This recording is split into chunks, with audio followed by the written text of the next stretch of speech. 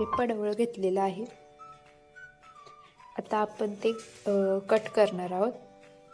त्याच्यामधील भाग बिया असतात त्या काढून टाकायच्या आहेत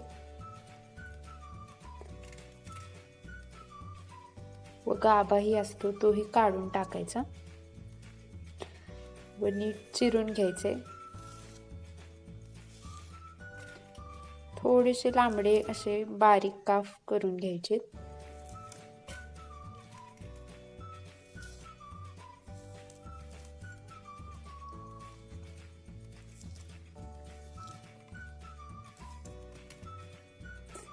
इथे सगळे पडवळ चिरून तयार आहे.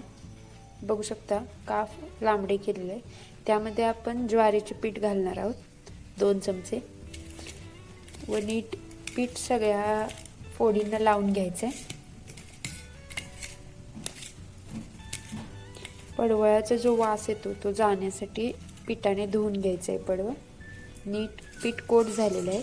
आता आपण पाणी घालून धुवून घेणार आहोत. स्वच्छ असं धुवून घ्यायचं.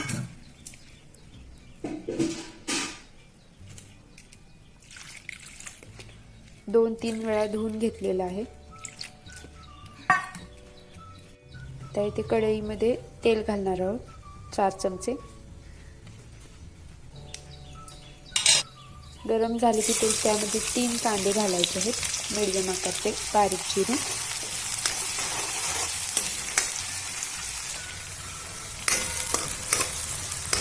कांदा थोडासा भाजला 3-4 मिनिट की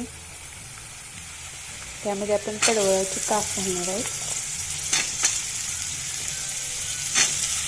आता पडवळ आपण नीट असं भाजून घेणार आहोत 5 ते 6 मिनिट. 50% पडवळ हे तेलामध्ये शिजलं पाहिजे. नीट परतायचं. ते तेलामध्ये भाजून घ्यायचं त्याला.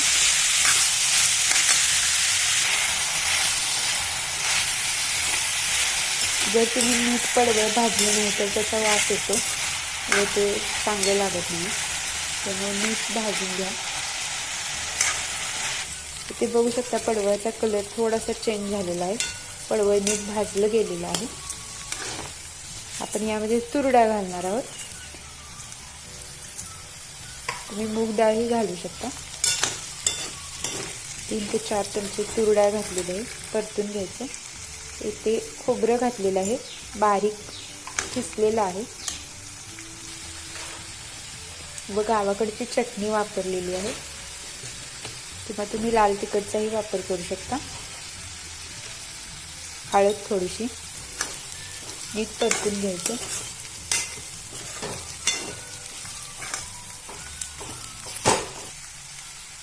शेंगदाण्याचं कूट घालणार आहोत.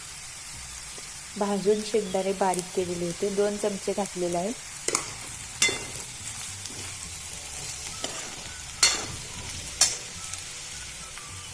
चवीनुसार मीठ घालायचं आहे.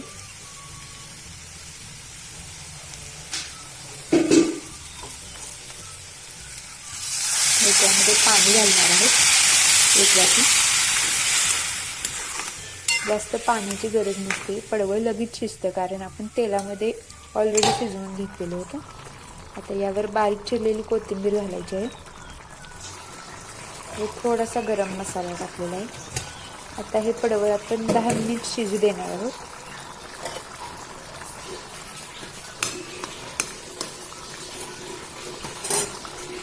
दहा मिनिटानंतर पडवळ इथे शिजलेलं आहे. गॅस बंद करायचा आहे.